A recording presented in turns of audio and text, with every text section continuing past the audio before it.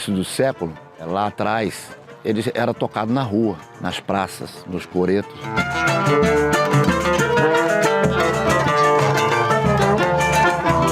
O choro ele é uma coisa, é um gênero muito espontâneo, né? Um gênero que permite que o chorão faça as suas improvisações e dê uma interpretação. O choro ele tem várias dentro do gênero, né? Existe o shots, a própria valsa, né? O choro mais varandão, o choro mais sambado. O chorinho é uma espécie de movimento meio que esquecido, até para as pessoas mais jovens. Você vê que a galera não escuta muito, a galera não tem essa cultura de ouvir.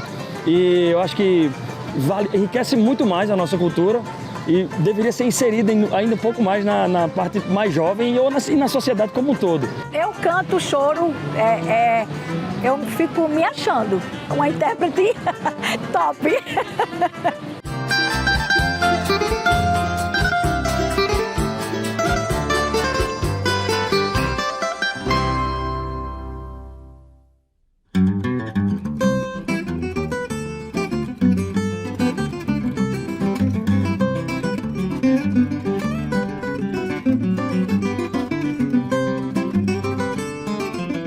O que aconteceu aqui nessa região, né, que concentrou uma grande parte da população ligada às festas, né, ligada aos ranchos, né?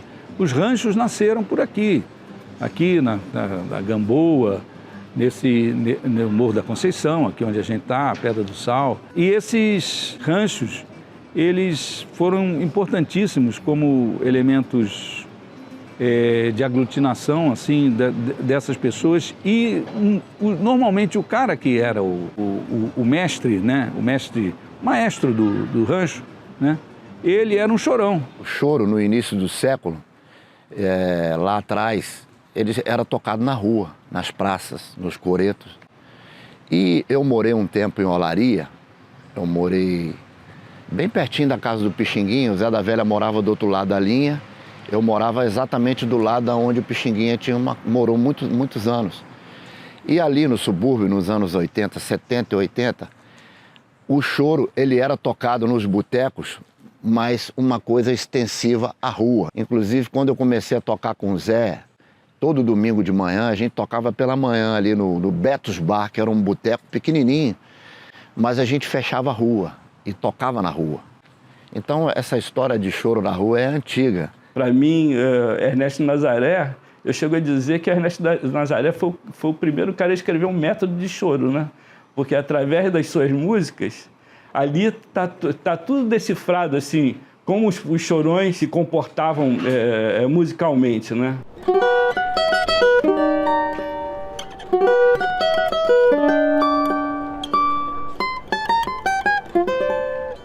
Eu propus uma definição de choro no século XXI em 4 pontos.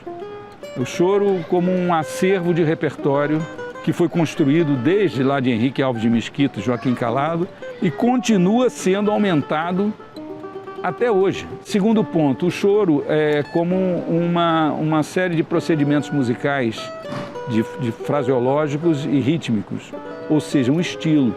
Algo que define um estilo. Às vezes o cara não está tocando choro, mas ele está tocando com o estilo do choro. Eu mesmo fiz 4 discos do Beatles em choro, traduzindo para esse estilo do choro, né?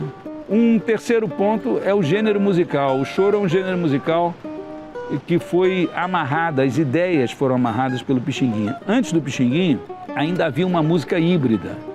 Uma música que era a polca adaptada, a polca que foi ganhando personalidade e um processo rítmico para provocar mais a dança do machixe, que era, em princípio, a dança da polca abrasileirada.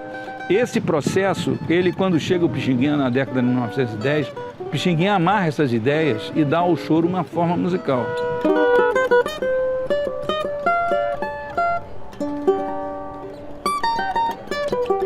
E o quarto item, né, que eu proponho é que choro é uma prática musical que une memorização de repertório e improviso. O choro tem um viés coletivista.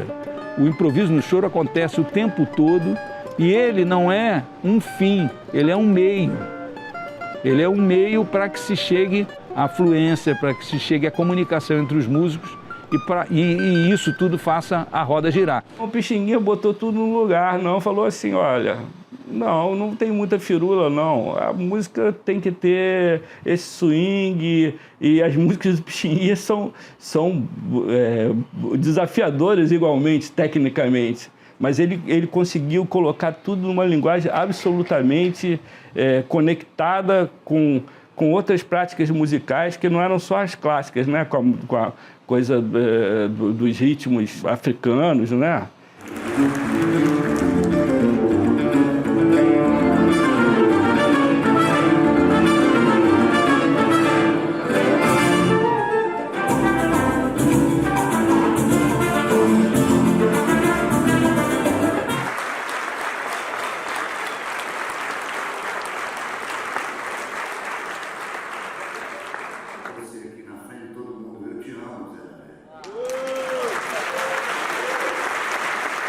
O Zé da Velha é uma peça-chave dentro do choro, né? Ele traz o legado do Pixinguinha, não tenha dúvida. Eu tive a honra e o privilégio de tocar 30 anos com o Zé e eu aprendi a tocar choro com ele, né? Ele é meu mestre.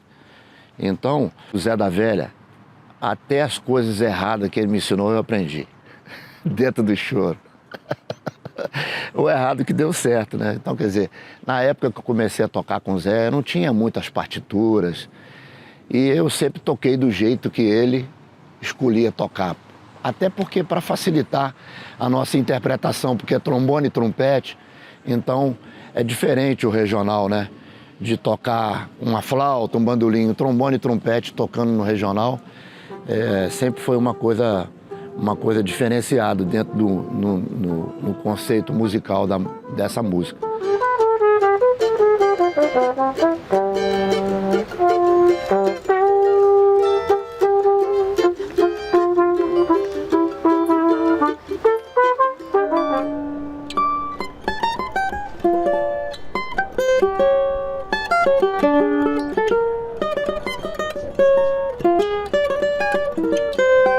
O Jacó foi um estilista que estabeleceu uma série de coisas imprescindíveis para o instrumentista de cordas a respeito da interpretação do choro.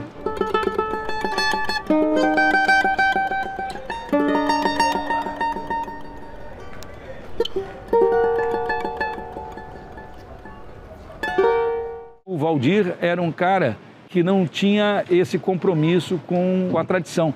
Ele era um cara revolucionário e ele acabou se tornando uma referência importante.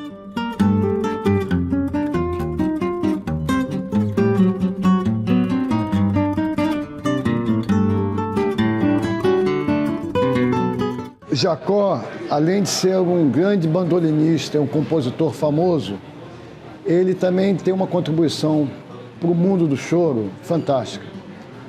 Jacó, quando surgiu, nasceu em 1918, até 1934 ele tocava num bandolim, modelo napolitano, que é esse aqui, bandolim. Esse aqui é de 1912, é uma réplica muito parecida com o que Jacó tocava na sua infância ainda.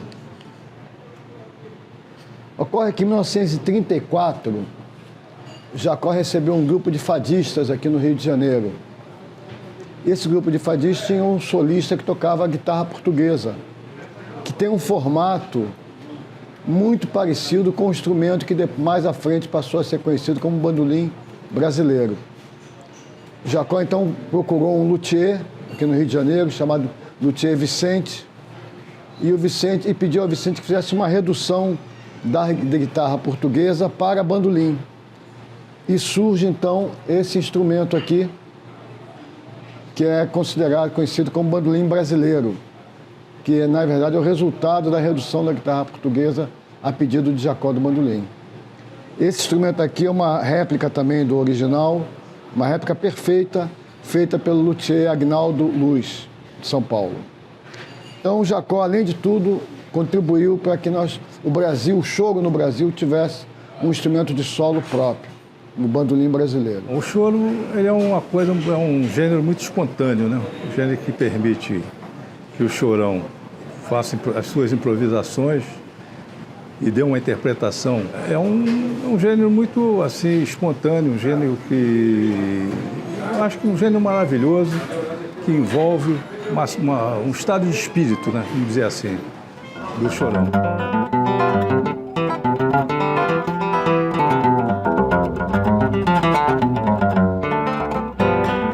O choro ele tem várias, dentro do gênero, né? Existe o shots, a própria valsa, né? O choro mais varandão, o choro mais sambado, choro canção, né?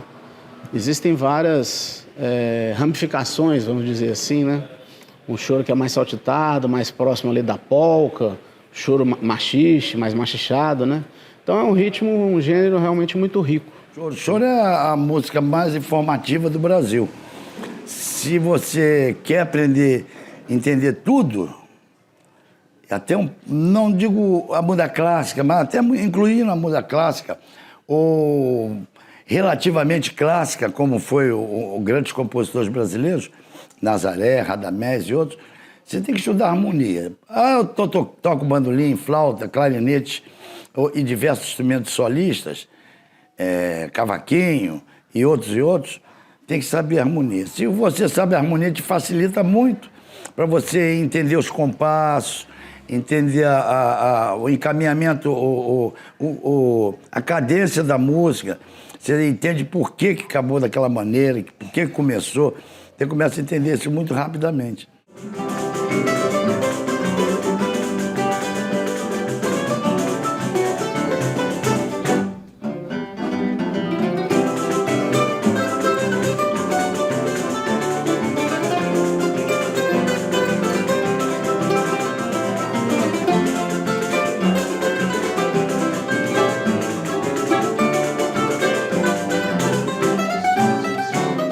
O choro, ele é um gênero que é o grande formador do músico brasileiro, né? Ali nas rodas, né? Ouvindo as gravações dos grandes mestres. Então, o choro, ele é um pilar, realmente, da música do Brasil, né?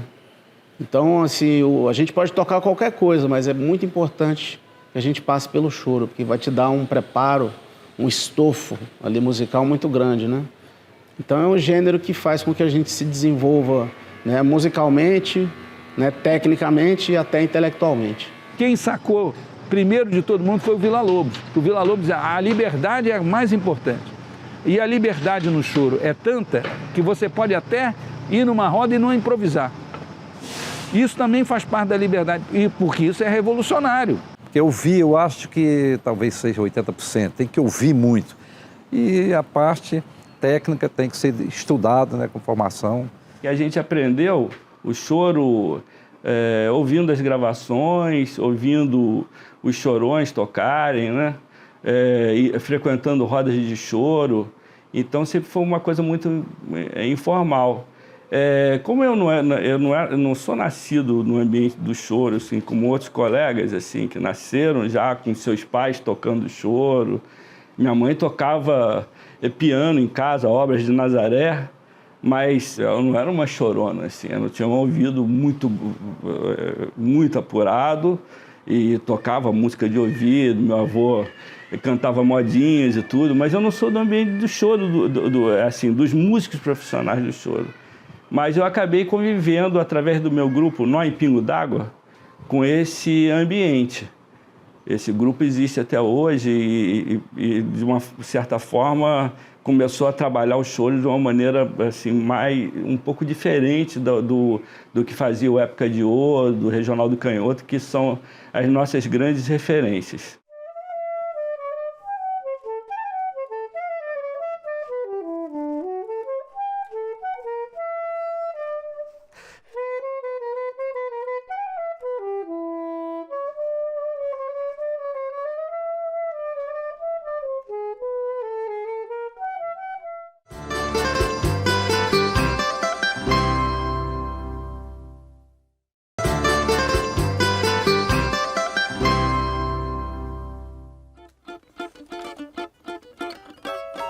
tico-tico tá outra vez aqui, o tico-tico tá comendo meu fubá. Se o tico-tico tem que se alimentar, quem vai comer umas minhocas no pomar? O tico-tico tá outra vez aqui, o tico-tico tá comendo meu fubá. Se o tico-tico tem que se alimentar, quem vai comer umas minhocas no pomar? Eu comecei a tocar cavaquinho, né, com 5 anos, de autodidata, assim, meu pai toca, é músico, né, tocava música, mas ele não me ensinou, ele não começou a me ensinar por música, a gente ouvia os discos e tentava copiar, então, assim, acho que o meu instrumento maior aí foi o ouvido, sim, aí depois fiz cavaco, depois passei para o bandolim, aí ficou mais confortável, aí instrumento diferente, né? Na verdade, afinações diferentes. E depois comecei a pegar violão e, assim, os instrumentos que tinha em casa, eu só não me dediquei ao sopro, né? Que lá em casa tinha trompete, tinha clarinete, mas eu gostava mais das cordas, então eu fiquei nas cordas mesmo.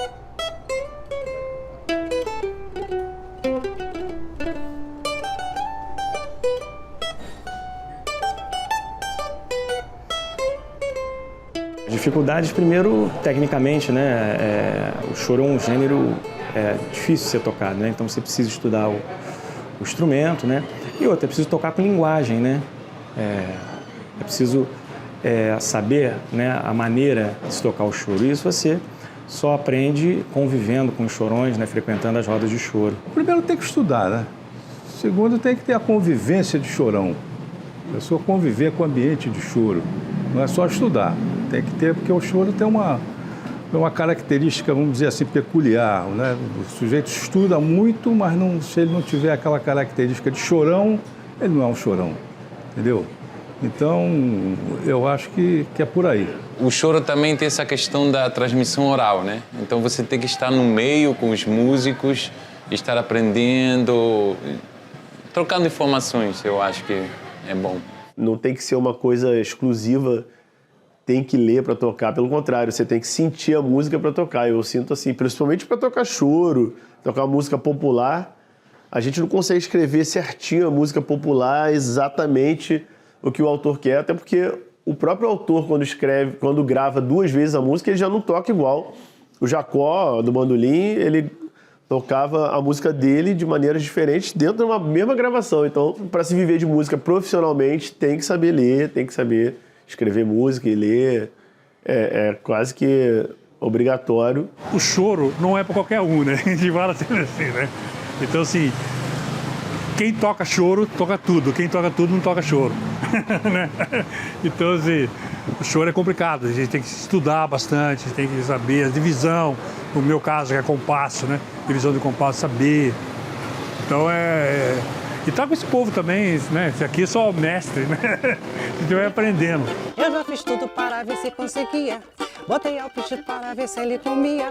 Botei um gato, um espantalho e uma sopa, mas ele acha que fubá é que é boa alimentação. O tico-tico tá outra vez aqui. O tico-tico tá comendo meu fubá. Se o tico-tico tem que se alimentar, quem vai comer umas minhocas no pomar?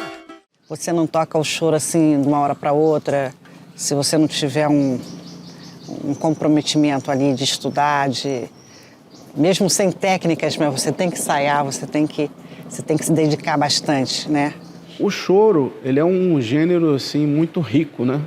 Então, assim, quanto mais cedo a pessoa começar a tocar, ela absorver isso, melhor, né? Eu tive a sorte de ter pais que gostavam de música, embora meus pais não fossem músicos, mas gostavam muito de música. E meu pai ouvia muito disso de choro. Então, desde criancinha, eu comecei a ouvir, a imitar, comecei a tocar cavaquinho, que foi meu primeiro instrumento, com 7 anos. E comecei a ter contato com essa linguagem desde a infância. Mas depois, com 11 para 12 anos, eu passei para o violão de 7 cordas e estou nele até hoje.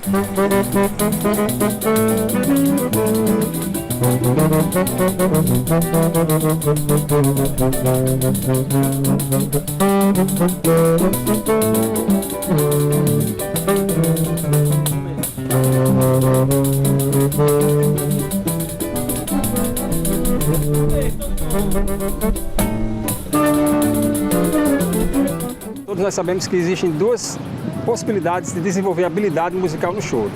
Muitas pessoas que já são, né, do meio do choro, a maioria delas, uma boa parte delas, toca de ouvido. Ou seja, eles foram musicalizados dentro de um berço musical choro, né? Na roda de choro, e eles aprenderam um instrumento harmônico, como por exemplo o cavaquinho, o violão, né? O de 6 cordas ou de 7 cordas, ou mesmo alguns no acordeon, no piano. E quando eles tocam de ouvido, eles assimilam a linguagem do choro e conseguem extrair os acordes da música, do choro, né? Só ouvindo aquela música pelo fato de já terem uma vivência musical com o gênero, né? E o fato de as pessoas também poderem tocar por cifra, lendo partitura, é uma habilidade a mais, né? Nem todo chorão, nem toda pessoa que vive ou convive no meio do choro tem a habilidade de ler cifra ou partitura. Uma boa parte delas toca só de ouvido, né?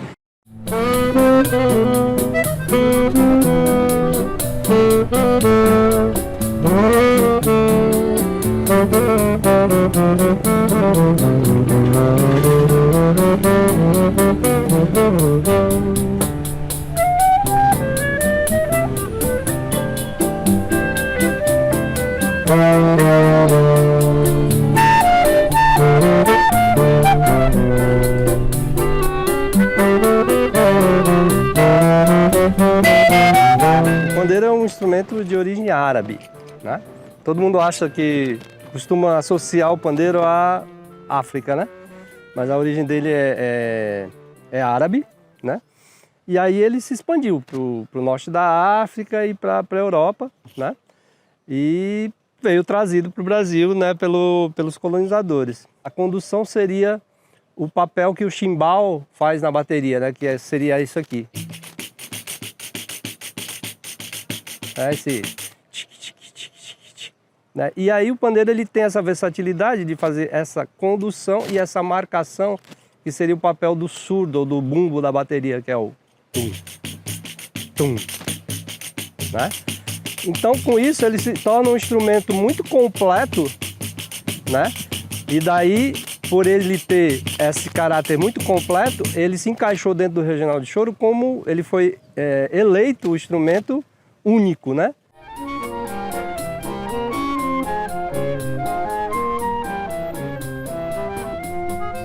Naquele tempo ainda não muito distante, de tocadas e andanças pelo solo do sertão. Era uma trupe de chorões itinerantes, espalhando a alegria e mantendo a tradição. E no velho casarão lá da esquina, onde a musa divina e generosa fez seu templo, conduzindo a batuta que ilumina, foste tu grande maestro, modelo e bom exemplo. Saxofone sonoroso porque choras, a luz ateia revelando seus momentos. Vem de longe a contar a tua história e do passado relembrar belos momentos. A voz feminina, na verdade, ela já encanta mais as pessoas. Acho que talvez pelo timbre, talvez pela possibilidade de nuances maiores na interpretação. Aí você vê vozes masculinas no choro, mas a voz feminina parece que encaixou com o instrumental, né? É uma diversidade rica, é uma música com muitos detalhes, com muito cuidado. E a voz feminina consegue acompanhar essas nuances. Você sobe, desce, diminui, mais forte, mais potente, mais devagarzinho. Fica mais fácil. E nós mulheres, a gente se identifica muito com essa questão do chorinho, porque é uma música envolvente, é uma música sofisticada. Eu acho uma música sofisticada. O chorinho é uma espécie de movimento meio que esquecido, até para as pessoas mais jovens. Você vê que a galera não escuta muito, a galera não tem essa cultura de ouvir, e eu acho que enriquece muito mais a nossa cultura e deveria ser inserida ainda um pouco mais na parte mais jovem e na sociedade como um todo. Acho que falta também um apoio da parte musical geral. As pessoas estão nichando muito a música. Acho que o chorinho é mais uma opção que a gente tem de linkar nos nossos novos estilos. Botar um desenho musical, um balanço que vem do choro num movimento atual de forró, por exemplo. Acho que esse passeio entre os estilos ele favorece muito essa adaptação, essa conversão jovem para o negócio também, sabe? Na prática é mais ou menos assim, ó.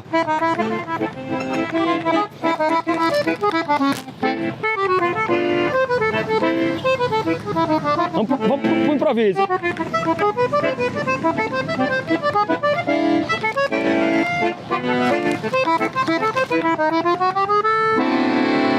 Um gênero diferente. Pronto, o chorinho não é um gênero muito simples de ser tocado. É tanto que os músicos geralmente que tocam chorinho, eles tocam outros gêneros, né?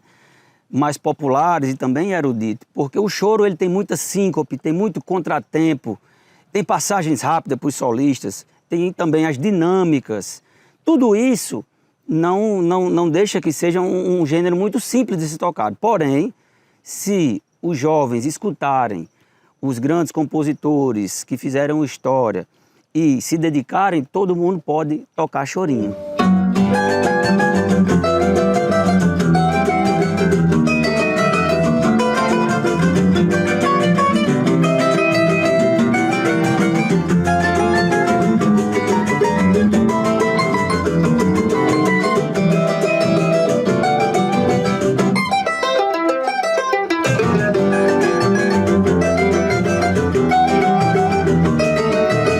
O chorinho é uma linguagem musical que é muito rica harmonicamente, né, diga-se de passagem, que a maioria dos chorões, né, costumam compor músicas com acorde de sétima, acorde de nona, então essa é a linguagem do choro, é a importância da harmonia no choro, né, de se conhecer. Eu canto choro, eu fico me achando uma intérprete top. Com muita fé, por aqui eu vou vivendo, subindo e descendo a Serra da Boa Esperança. Quanta saudade deixaste para trás, no coração de todos nós uma lembrança. Por Deus será na eternidade abençoado quem desta vida cumpriu bem o seu papel. Vem avisar, mudou de endereço e hoje mora num pedacinho do céu.